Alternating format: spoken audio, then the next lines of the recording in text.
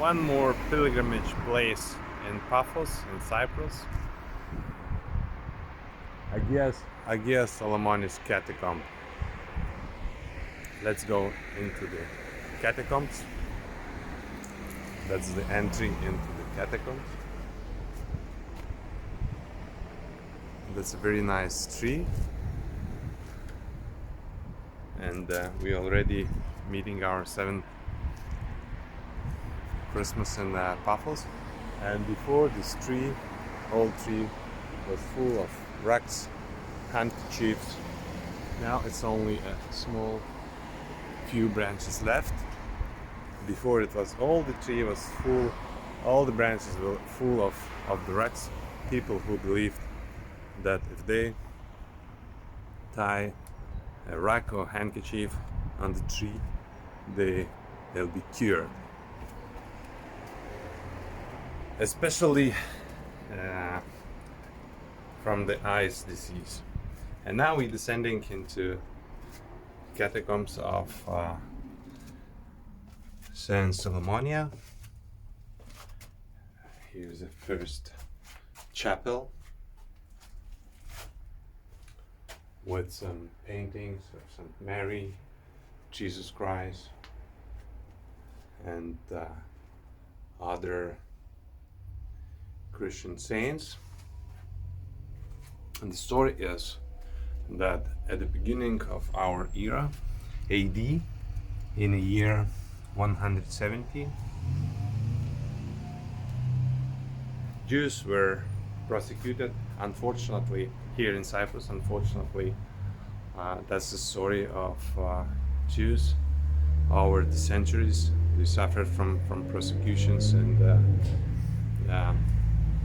many hundreds of years, thousands of years, centuries. And if you remember from my last story, when St. Apostle Paul arrived with Barnabas and Mark, evangelist Mark, to Salamis, and there he started to preach and spread the good news about Jesus Christ. After 100 years, in the year 117, Jews again revolted against Roman Empire, and hundreds of thousands that they were executed. In some sources I found that even 200,000 Jews were prosecuted here in Cyprus, and at some point they were completely banned to live in Cyprus. But in 170, Solomonia with her 7 sons were chased by Syrian king Antioch, who also ruled over the Cyprus. And escaping from persecution, they came here to Paphos, to this place, and they were caught and brought here. And those 7 sons of Solomonia, they were, by their prosecutors, they were forced to eat pork in order to humiliate their religion, Christianity, because as we know, first Christians, they obeyed Jewish law in terms of eating, in terms of circumcision and other customs. And these guys, these 7 sons, Maccabeans, they rejected to eat the pork, and they said, no, we will not betray our religion, we'll better die. And they were killed in front of Solomonia. And here is another nice catacomb, another nice chamber. And here we have 2 stories which I was able to find. One story says that Solomonia, seeing that, threw herself into the fire and she killed herself. But another story, which I like more, you can believe it or not, but another story says that Solomonia went, seeing what happened, she escaped in in one of those catacombs, and prosecutors were not able to find her. So what they did, they just put a brick wall here, a stone wall here, in order she would die there. And after 200 years, when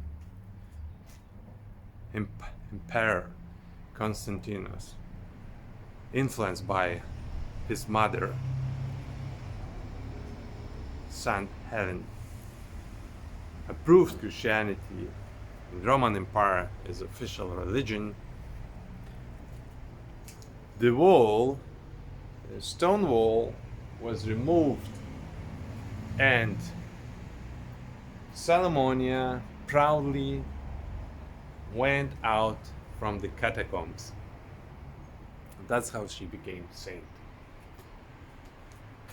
And here above me is the same tree. It's a fantastic tree, old tree, growing out from the wall, and we know that there is a spring, but I cannot spring here in those chambers, so most probably the spring is there, and maybe that's how Salomonia survived those couple of 100 years down in the cellar, in the catacombs. And up on this tree you can tie your wrap or handkerchief, and people believe that, yeah, that's a nice way out, and people believe that if you tie your rack on the tree, you'll be cured from your diseases, especially your eye, if you have eye problems.